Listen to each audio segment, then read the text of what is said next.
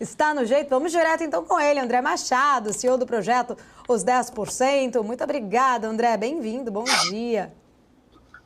Bom dia, Paula. Bom dia, Felipe. Bom dia a todos vocês aí da BMC que estão no backstage e bom dia a toda a audiência. E parabéns aí Obrigada, André. pelas novas mídias, né? Muito merecido. Obrigada. Sempre aqui em expansão, isso que é importante, né? O gráfico ali sempre ascendente para a BMC News. Vamos lá.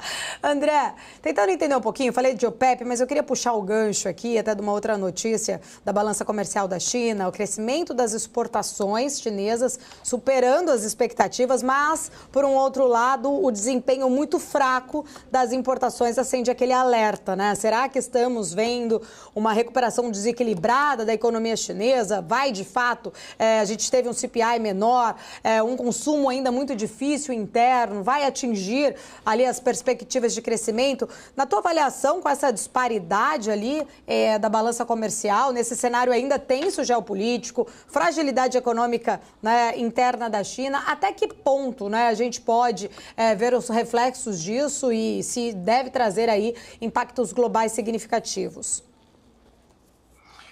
Olha, a China, além desses dados conflitantes, né, com relação à exportação ter aumentado, na verdade, a gente vê a China, por conta de falta de consumo interno, ela está desovando, né, seus produtos ao redor do mundo, né?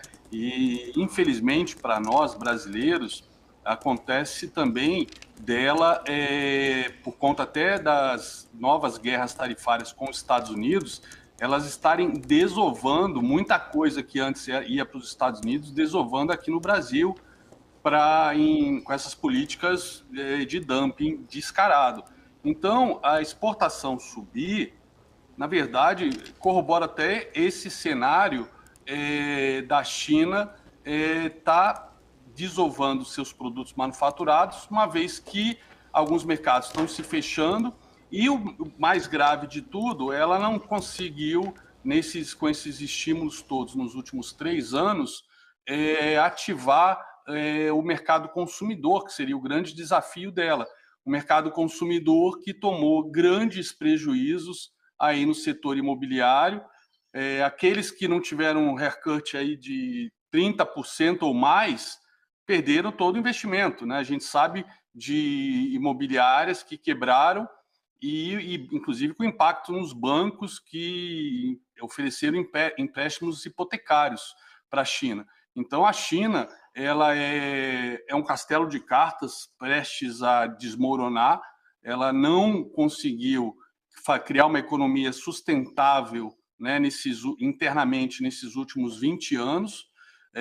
As pessoas que ascenderam à classe média investiram principalmente no setor imobiliário esse que implodiu. Então, quando a gente vê a exportação crescendo, ela é só uma foto, temos que olhar o filme inteiro. Se a gente for olhar o filme inteiro, outros dados que saíram nessa madrugada, no caso na China, né, a nossa madrugada aqui, foi a diminuição da importação de cobre. Se não me engano, foram 12% de queda na importação de cobre. Cobre é um dos metais mais importantes que existe, porque em cima do cobre são feitas, se não me engano, 1.600 ligas metálicas, né? Então, não é só o cobre do fio elétrico, são 1.600 ligas metálicas. Então, imagine uma redução de cobre de 12%, né, significa que a China está produzindo menos produtos manufaturados que utilizam essas ligas, né, baseadas em cobre, né?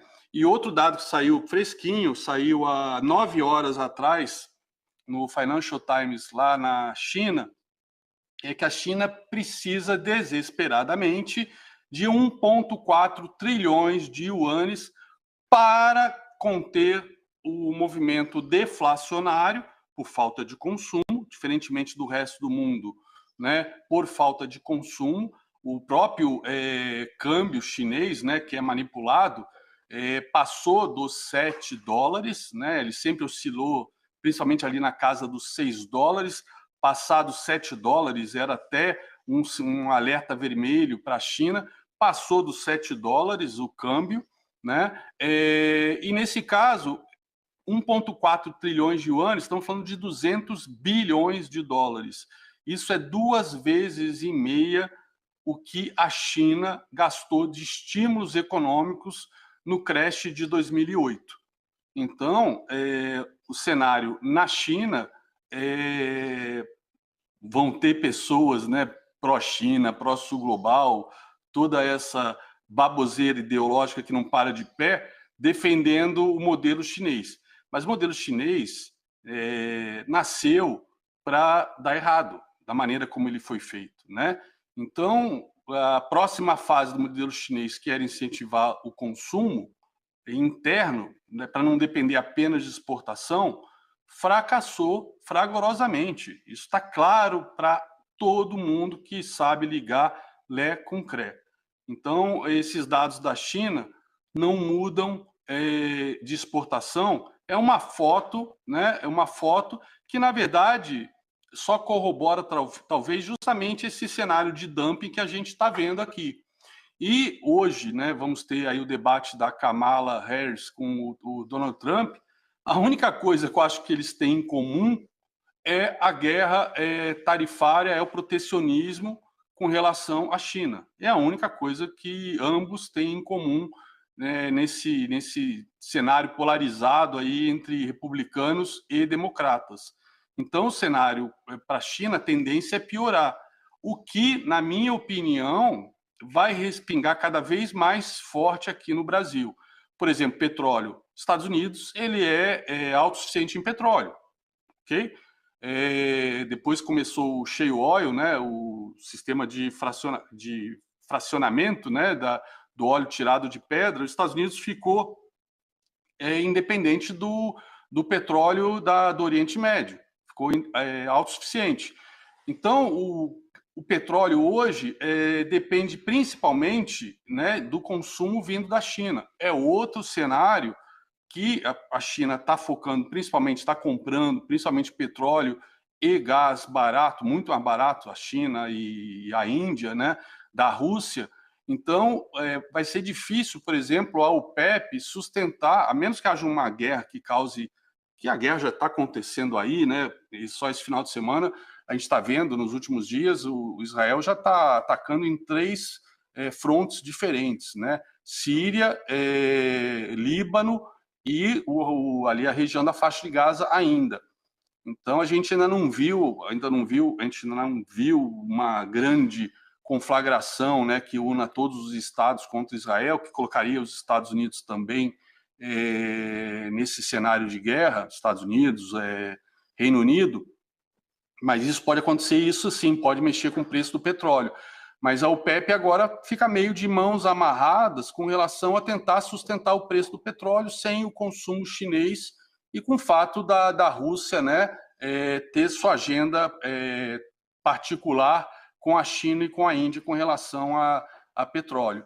Então, o cenário para a gente, por exemplo, o Ibovespa, né, que é 25% aproximadamente petróleo e minério de ferro, petróleo e minério de ferro, a gente vê a China, minério de ferro, em franca tendência de baixa, muito forte, tem mais alvos para baixo ainda, alvos na casa de 70, 60 dólares. Brent, mesma coisa, tá? E quando a gente olha o mercado acionário chinês, eu estou com alvos ali na região do fundo de 2008 da China. Né? A China perdeu uma estrutura aí de 20 anos de zigue e zagues para cima e para baixo, né? Desde 2002 até o início desse ano, ela perdeu uma estrutura que projeta agora a bolsa chinesa ali para o fundo de 2008, né? Que é o fundo dessa estrutura. Então, não tem jeito. Quando a gente depende muito da China, a gente depende, na verdade, muito de commodities. E as 2 principais commodities, né, da nossa balança comercial, além das agrícolas, em termos de bolsa, né, de ferro e petróleo, ambos os ativos em franca tendência de baixa, né, e sem cenário de reversão no curto e médio prazo, né, por conta do seu maior consumidor nas últimas 2 décadas, que foi a China, né? Então, os dados estão todos na mesa. O fato desses dados de exportação superarem, assim como, por exemplo, essa pequena deflação no nosso IPCA, é uma fotografia que não vai mudar nada da história que está sendo desenrolada na frente, na gente, né, aos nossos olhos, nos últimos anos, com relação à China, no Brasil, com relação à questão fiscal. Eu estava comentando hoje de manhã com o Vandic e com o Bruno, né, dos 83% de previsão de dívida em relação ao PIB para este ano. A gente começou, né, com 72, vamos para 83, e ele estava comentando que a metodologia do FMI já fala em 86%, porque leva em conta também a dívida ainda não emitida, né? Então, não vendida. Ou seja, 86% para este ano de dívida em relação ao PIB, né? Ou seja, o fiscal é extremamente preocupante, né? Então, essa pequena deflação é uma foto que a gente já está vendo pelo próprio Ibovespa, que não sensibilizou ninguém do mercado, apesar da Simone Tebet ir rapidinho para as redes sociais comemorar a deflação, como eles comemoraram um PIB totalmente anabolizado, totalmente baseado em injeção de dinheiro na economia através de emissão de dívida. Ou seja, está tudo errado. Está tudo errado, né? Está tudo errado na China, está tudo errado aqui no Brasil, e não estou dizendo que está tudo certo nos Estados Unidos, na União Europeia, na Rússia. A gente tem problemas macroeconômicos em todos os cantos do planeta Terra. E quando eu falo cantos, não estou dizendo que a Terra é quadrada, não, tá, galera? A Terra é redonda. Então, cuidado com essas visões aí puramente partidárias, né, de que está tudo maravilhoso em termos de emprego, em termos de PIB, em termos de inflação, porque vocês estão olhando uma fotografia e não estão olhando o filme. Não estão olhando o filme geopolítico, como não olharam aí quando começou a guerra na Ucrânia, não estão olhando a questão da China e não estão olhando todo o impacto que isso traz para a nossa bolsa, né, para o nosso dia a dia, para a nossa economia.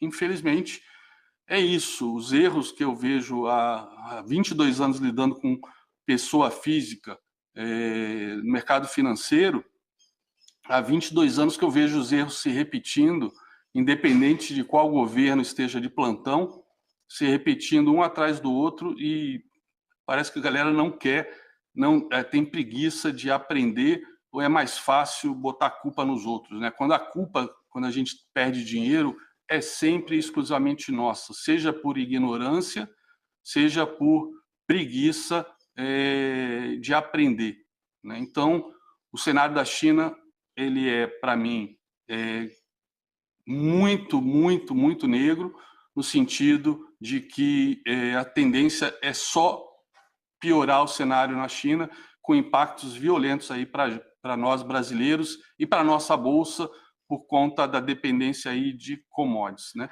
E aí, na questão da economia, do dia a dia, a gente vai ver esse dumping da China aumentar radicalmente, independente de quem ganhe as eleições a partir do ano que vem. Ano que vem vai ser a gente com esses gastos descontrolados, com a China fazendo dumping, a nossa balança comercial vai sofrer muito. Isso vai trazer muitos impactos aí na questão fiscal e na questão de juros. Isso é matemática, isso é macroeconomia, isso não é ideologia, isso são fatos, galera. A Casusa, né? Eu vejo o futuro repetir o passado, basicamente, muito bem pontuado aí, como você traz na sua leitura, na sua análise importante aqui pra gente. Quero agradecer, obrigada por estar sempre conosco, até semana que vem. Até semana que vem, fique com Deus todos vocês, boa sorte. Mais uma vez, parabéns, Paula, pela escalada, sempre para cima, estilo Buzz Lightyear. Exatamente.